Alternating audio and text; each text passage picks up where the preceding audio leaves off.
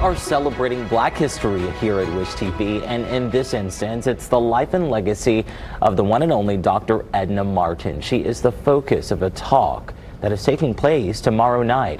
Anthony Conley is a historian and is giving that talk at Indiana Landmark Center. We welcome him to Daybreak this morning. Anthony, welcome. Good morning. Thanks for having me. Of course, especially on such a monumental occasion. So, of course, Dr. Martin did a lot of great things. Indiana native, and of course responsible for that community center that bears her name. That's right. So you are going to be bringing this to light to many that don't know about her and what she has done. What are you first and foremost looking forward to outside of just doing that in this conversation? What I'm looking forward to is sharing with the community the significance of Dr. Edna Martin and her work in the daycare industry, and also providing services for people in the Martindale-Brightwood neighborhood. So first off, let's go ahead and shine this light on it. Back when she founded this center, there weren't a lot of places for us to go and especially seek services within our community. So a lot of people still benefit from that today. That's correct. She started what began as the East Side Christian Center in 1941, at a time when there weren't very many kind of social services programs or organizations like this in the city. And it starts from a spiritual epiphany that she had. Her daughter had died a couple of years earlier, and she was looking for something to really drive her, get her out of this depression she was in. She read a report on juvenile delinquency in the Martindale area, and that was her moment of clarity to start a daycare facility in that area. She started off with 2 young girls with no financial support from any organizations, any churches or anything like that. So she journeyed into an area that was really dominated by the Black church at that time.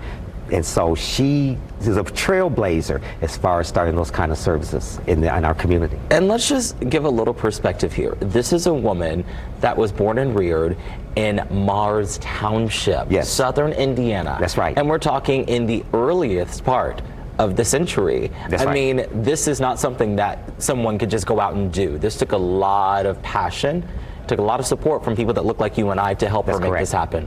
And keep in mind that when her family, she was born in Mars Township in 1897. Her family moves to Evansville and then later moves to Indianapolis at a time when this city was really dominated by Ku Klux Klan activity. So there's a lot of segregation, a lot of oppression, etc. But she was strong in her church, the Mount Zion Missionary Baptist Church, very active in that church, got a lot of support there. Also a lot of support from the Indiana Baptist community across the state. And she got a lot of training and a lot of education that prepared her for her eventual mission. Now, what do you think what people are going to be most surprised to learn during your discussion? I think one of the things that people will really be surprised about is how she started this on her own, right? She didn't have any support from anybody, but she was firm in her faith, firm in her focus. And as people started to see that she was determined to make this work, they started to gravitate towards her.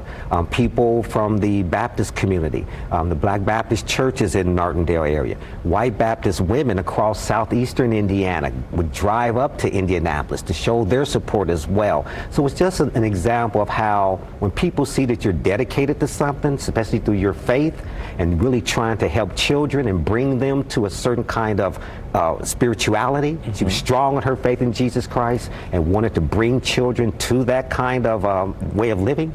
Then people got attracted to that and helped her achieve her goal. And I cannot wait myself to hear more about this as well. I know our viewers too. Thank you for spotlighting such an important topic and during a pivotal time. Thank you for having me. Of course. Let's talk about how people can chat and, of course, learn more about this discussion taking place. It is tomorrow. It is part of the monthly Freetown Village Conversations in Indiana African American History and Culture.